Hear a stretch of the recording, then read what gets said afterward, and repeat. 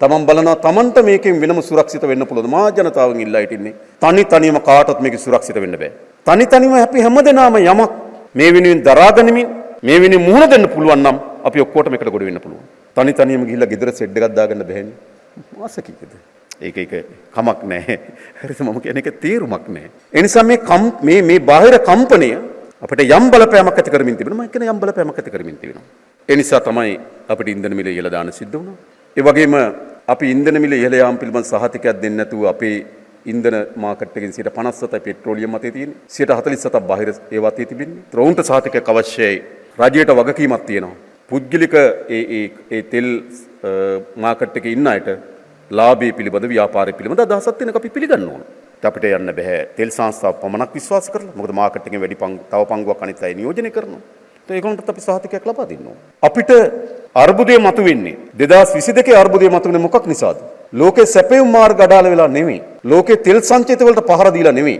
අපිට තෙල් ගෙන්වීම සඳහා ඩොලර් රිග වෙලා. හැබැයි අද අපිට එහෙම ප්‍රශ්නයක් එන්නේ නැහැ. අපේ විදේශ සංචිත බිලියන 7.2ක විදේශ සංචිත අපිට තිබෙනවා. ඒ නිසා අද අර්බුදය આવොත් මතුවෙන්නේ කොහොමද?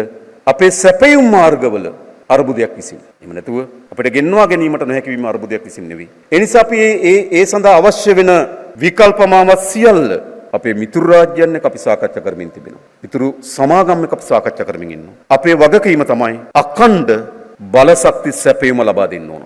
අඛණ්ඩ.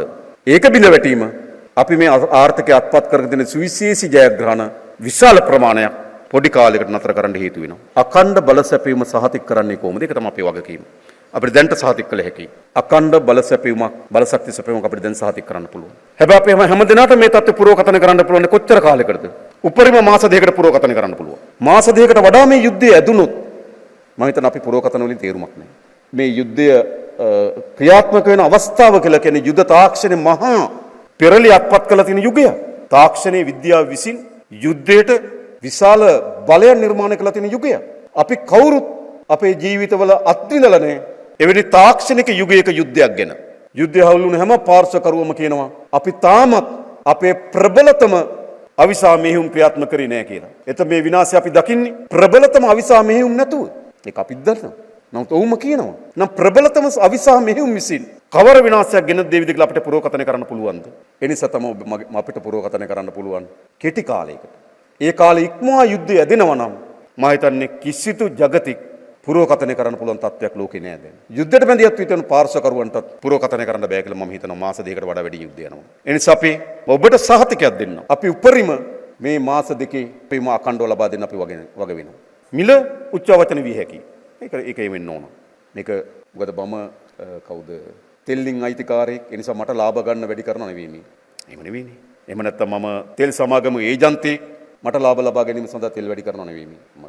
මම තෙල් සමාගමේ කවර සමාගමක ඒජන්තෙක් නෙවෙයි මම. ඒක මම කියන්නේ. හැබැයි අපිට වගකීමක් තියෙනවා ආණ්ඩුවක් හැටියට මේ බලශක්ති සැපීම අඛණ්ඩව සපයන්න. ඒ සැපීම සඳහා අවශ්‍ය වෙන මූල උපායන් සියල්ල අපි සකස් කරනවා.